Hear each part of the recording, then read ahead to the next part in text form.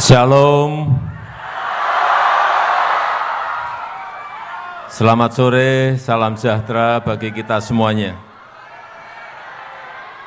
Yang saya hormati Menteri Pemuda dan Olahraga, Gubernur Sumatera Utara, Wali Kota Medan, beserta Bupati dan Wali Kota yang hadir. Yang saya hormati Panglima TNI, beserta pimpinan Polri yang hadir. Yang saya hormati Ketua Umum DPP Gamki, Adinda Sahat Sinurat, beserta seluruh jajaran pengurus. Yang saya hormati Ketua Majelis Pertimbangan Organisasi Gamki, Bapak Willem Bande. Yang saya hormati pimpinan dan anggota DPR RI yang hadir, Bapak Ibu hadirin dan undangan yang berbahagia, saya lupa para pimpinan gereja yang hadir pada sore hari ini.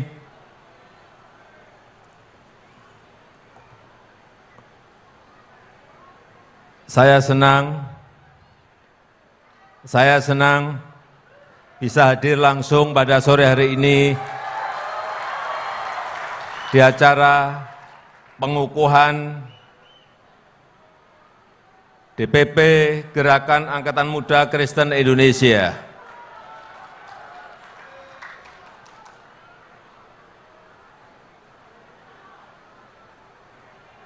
Dari awal tadi saya melihat bahwa Bapak, Ibu, dan saudara-saudara sangat antusias. Apalagi tadi yang disampaikan oleh Adinda Sahat, betul-betul sebuah sambutan pidato yang luar biasa. Saya jadi minder.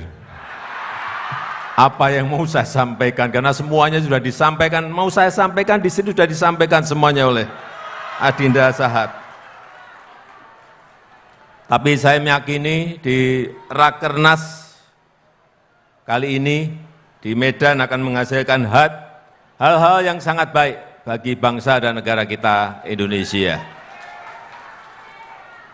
Karena memang seperti yang saya sampaikan saat pidato kenegaraan beberapa hari yang lalu, bahwa situasi di tahun politik ini sudah mulai hangat-hangat kuku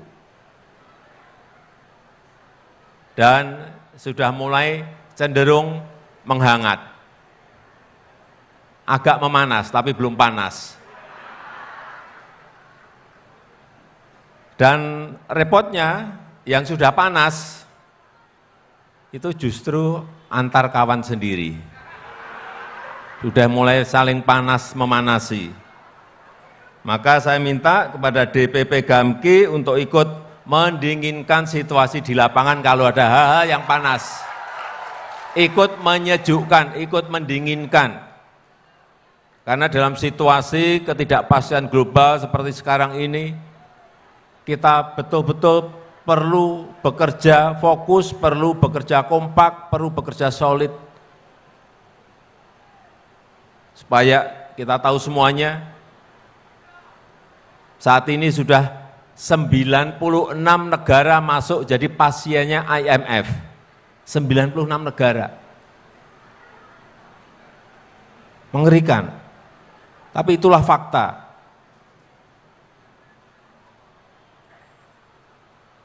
Sehingga walaupun kita berkompetisi dalam tahun politik ini, kawan adalah kawan. Kalau racing, kalau balapan, boleh-boleh saja, tapi jangan sikut-sikutan. Apalagi tendang-tendangan. Kita ini saudara sebangsa dan setanah air, jangan dilupakan itu. Setuju? Agar setelah balapan, setelah racing, kita bisa berkawan kembali dan bersatu kembali. Jangan antar tetangga nggak bisa saling menyapa setelah pemilu. Jangan antar kawan nggak saling menyapa setelah Pilpres.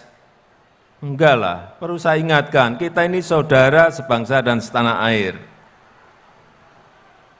Itulah budaya politik Indonesia, kekeluargaan, gotong royong, budaya bersatu, ini yang terus kita harus gaungkan. Oleh karena itu jangan membuat luka dalam, luka terlalu dalam. Ibarat pertandingan ini pertandingan persaudaraan, pertandingan kekeluargaan. Kadang-kadang saya mikir, kita yang di atas sudah ngopi-ngopi bareng, sudah makan bersama, yang di akar rumput masih rame belum rampung-rampung. Inilah yang sering kita lupa. Karena pasti ada yang menang, dan pasti ada yang kalah. Dan sebaiknya memang yang menang mengajak yang kalah. Untuk membantu, dan kalaupun tidak membantu, sebisa mungkin jangan mengganggu. Setuju Bapak Ibu? Karena persatuan sekarang ini sangat penting, kekompakan saat ini sangat penting sekali. Coba negara-negara di Uni Eropa memikirkan pertumbuhan ekonomi yang namanya growth, yang namanya inflasi, itu sudah sangat pusingnya. Kalau kondisinya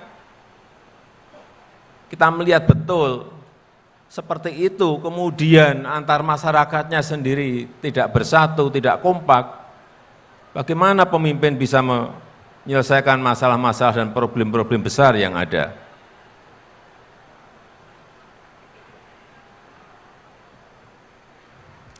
Dan bersatu itu bukan hanya sekedar tidak bertengkar, bukan itu. Tapi lebih dari itu. Bersatu itu mampu bergerak bersama. Bersatu mampu bersinergi bersama dalam meraih visi Indonesia maju yang kita cita-citakan. Saya berkali-kali telah menyampaikan dan tidak pernah bosan untuk menyampaikan terus bahwa negara kita ini memiliki potensi yang sangat besar. Bisa kita ini menjadi, dengan potensi yang kita miliki, bisa kita menjadi masuk dalam 5 besar ekonomi terkuat dunia. Bisa masuk, tetapi memang tantangannya juga tidak mudah. Dan itu, ini juga berkali-kali saya sampaikan, itu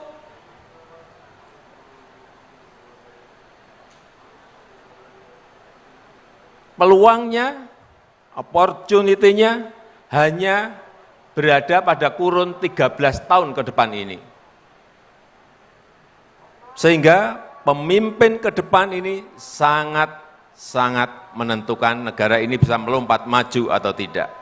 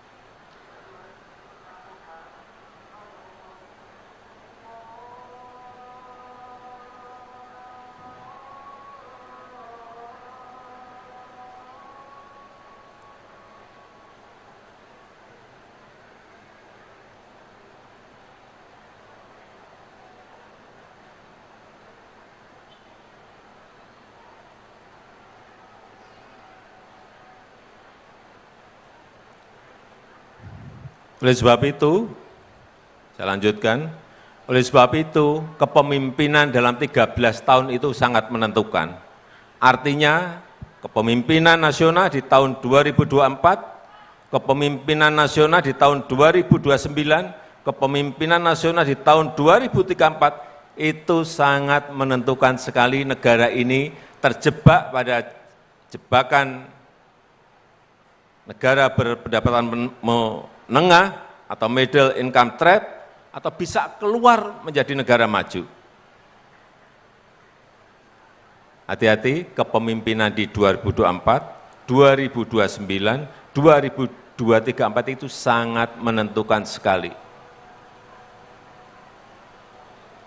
Ini sudah puluhan kali saya sampaikan dan saya ingatkan. Karena di negara-negara Amerika Latin, tahun 60, tahun 70 sudah masuk menjadi negara berkembang seperti sekarang yang kita miliki sekarang ini. Sampai sekarang mereka tetap jadi negara berkembang. Karena saat diberi kesempatan, diberi peluang untuk melompat maju, dia tidak gunakan. Ini yang terus-menerus tak bosan-bosannya saya mengingatkan mengenai ini. Hati-hati mengenai kepemimpinan 24, 29, dan 34. Oleh sebab itu, kita semuanya harus sangat berhati-hati dalam memilih pemimpin kita agar bisa melompatkan kita menjadi negara maju dengan GDP, dengan PDB ekonomi yang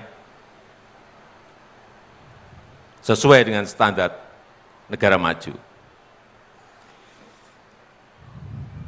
Ini serius terus, saya akan potong. Silahkan maju kalau ada yang bisa menjawab.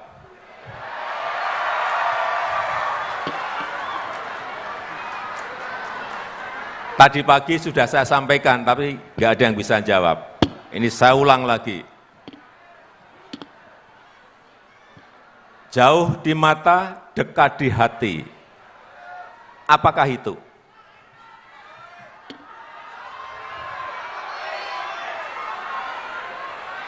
Silakan Bu, maju. Jauh di mata, dekat di hati. Apakah itu?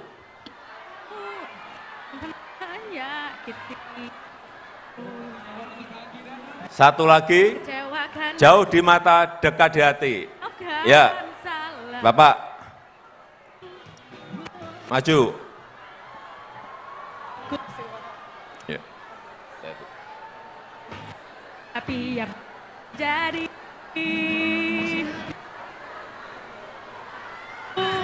izinkan aku untuk terakhir kalinya semalam saja bertemu menang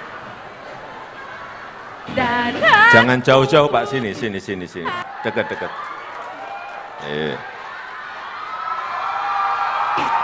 Silakan dijawab.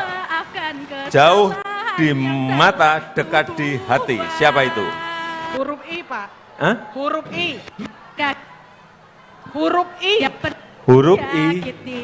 Aku. Jauh di mata, dekat di hati. Huruf I. Tapi ku maafkan salah. Berganti kisah. Bapak silakan. Jauh di mata, dekat di hati.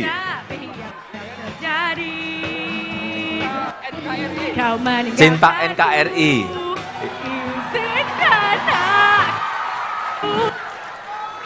Ya, cinta NKRI itu perlu, tapi jawabannya bukan itu. Silakan kembali, silakan.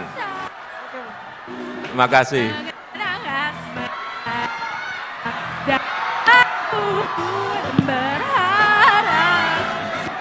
Bapak, Ibu, dan saudara-saudara sekalian yang saya hormati, jadi apa yang saya sampaikan tadi itu bukan angan-angan kosong, bukan diawang-awang. Karena strategi menuju ke sana sudah kita rumuskan, tapi memang bukan barang mudah. Langkah-langkah teknis apa yang harus kita kerjakan, ada semuanya, sudah direncanakan. Dan ini akan menjadi sebuah lompatan. Seperti tadi yang disampaikan oleh Adinda Sahat, kita telah melakukan hilirisasi. Hilirisasi itu apa sih? Menjadikan bahan mentah kita menjadi barang setengah jadi atau barang jadi. Karena sudah lebih dari 400 tahun kita ini selalu mengekspor bahan mentah. Sejak VOC, kirim bahan mentah. Ya kita dapat uang, tapi sangat kecil sekali. Saya berikan contoh saja nikel, ini sering saya sampaikan. Waktu ekspor bahan mentah, ini sebelum tahun 2020,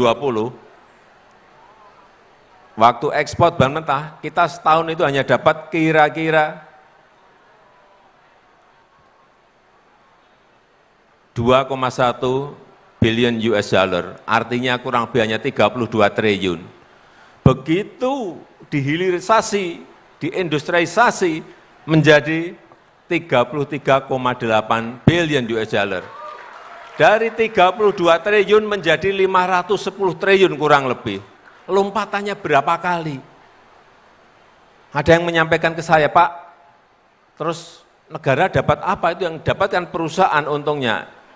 Jangan lupa, waktu mengekspor bahan mentah, kita itu memungut royalti, pajak, penerimaan negara bukan pajak, pajak perusahaan, pajak karyawan. Setelah hilirisasi, bayangkan, negara memungut dari 32 triliun. Setelah hilirisasi, negara memungut dari 510 triliun. Pilih mana? Sebelum hilirisasi, kesempatan kerja, pembukaan lapangan kerja ada di negara lain. Setelah hilirisasi, lapangan kerja terbuka di dalam negeri. Karena negara dari nikel itu sekali lagi dapat PPN, pajak pertambahan nilai, dapat PPh perusahaan, dapat PPh karyawan, dapat royalti, dapat penerimaan negara bukan pajak, dapat bea ekspor, dapat banyak sekali. Dan khusus kayak Freeport, karena kita menjadi pemilik saham terbesar, kita masih mendapatkan lagi dividen. Jadi itu yang namanya hilirisasi, itu baru nikel. Kalau nanti stop boksit, stop tembaga, stop timah, stop batu bara, stop minyak kelapa sawit CPO, stop rumput laut, ekspor rumput laut mentah, stop ikan mentah, berapa yang bisa kita buka lapangan kerja di dalam negeri. Sehingga saya ingin bertanya pada saudara-saudara, setuju atau tidak setuju hilirisasi? Yang tidak setuju, maju. Silakan maju. Yang tidak setuju hilirisasi, silakan maju. Saya beri sepeda.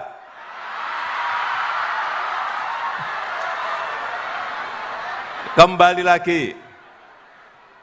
Jauh di mata, dekat di hati. Silakan.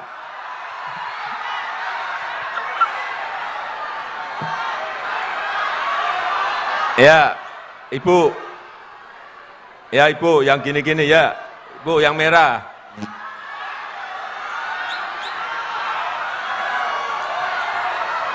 Sana laki-laki, baju hitam, ya.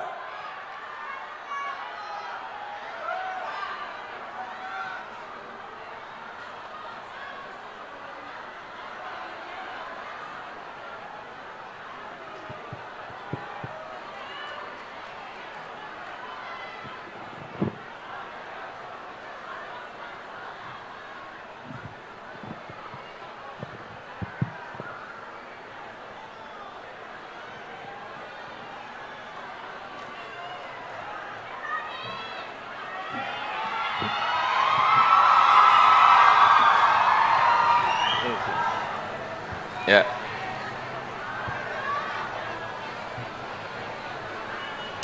Sudah, silakan kenalkan dulu nama.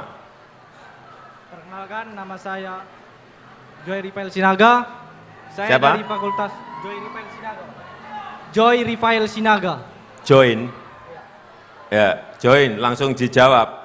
Jauh di mata, dekat di hati, apakah itu? Impian atau cita-cita? Silahkan kembali, bukan itu.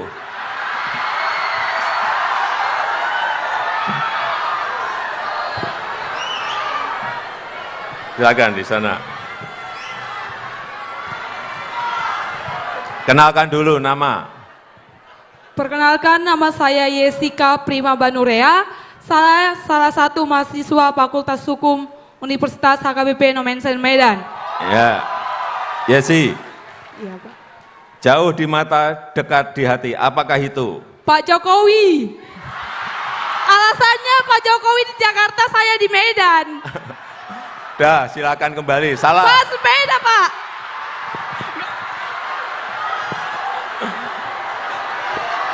Silakan kembali.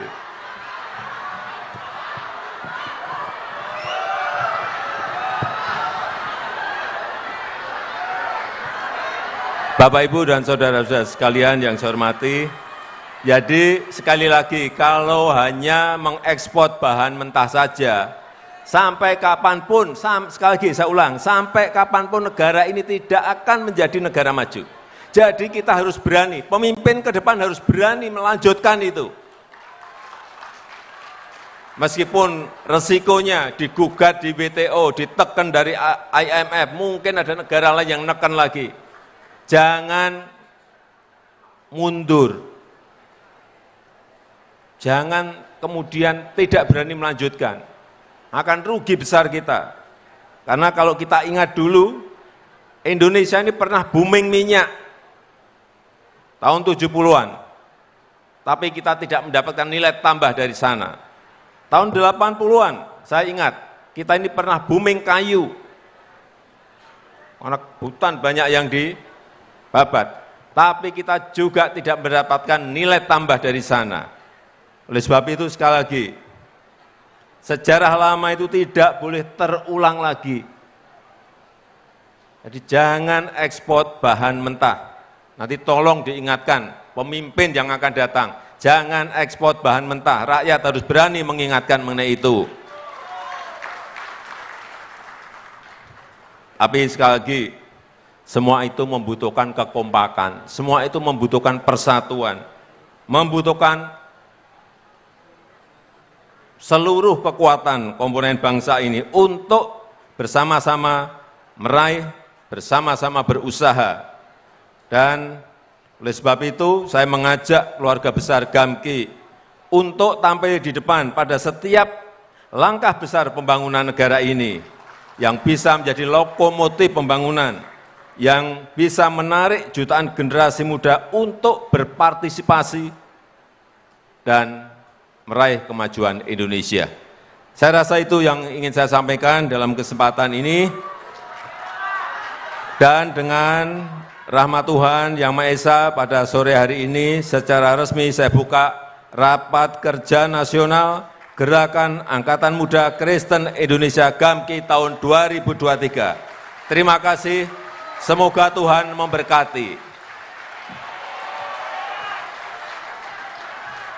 Pemukulan garantung oleh Presiden Republik Indonesia dan dimohon untuk mendampingi ke atas panggung Menteri Pemuda dan Olahraga, Panglima TNI, Gubernur Sumatera Utara, Wali Kota Medan, dan Ketua Umum GAMKI. Jadi, yang jauh di mata, dekat di hati, itu tidak tertebak.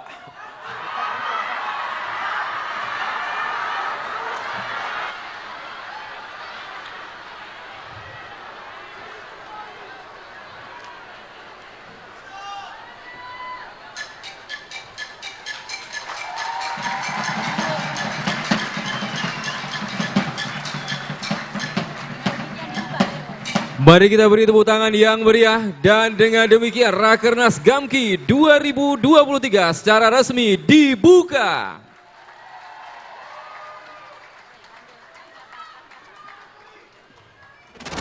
Sebagai negara besar harus berani melangkah harus berani memiliki agenda besar untuk kemajuan negara kita, untuk kemajuan bangsa.